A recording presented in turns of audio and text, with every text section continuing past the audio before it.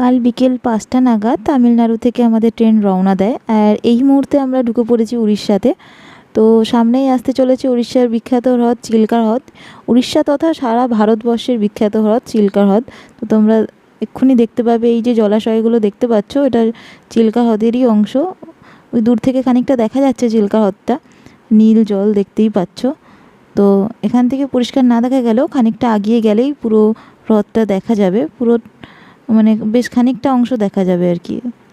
তো দেখতে থাকো আমাদের সাথে চিল্কা হ্রদটা। দেখতে পাচ্ছ কি সুন্দর পরিবেশ চারিদিকের। উড়িষ্যার বিখ্যাত হ্রদ তোমরা এই মুহূর্তে দেখতে পাচ্ছ। তো খুবই ভালো পরিবেশটা।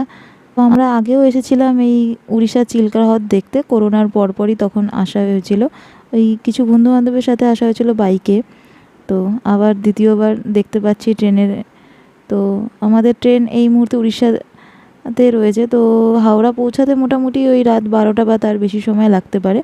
তো তোমরা আমাদের সাথে থাকো, আগামী ভিডিওগুলোতে তোমাদের আগামী জার্নির আপডেটগুলো দিতে থাকবো।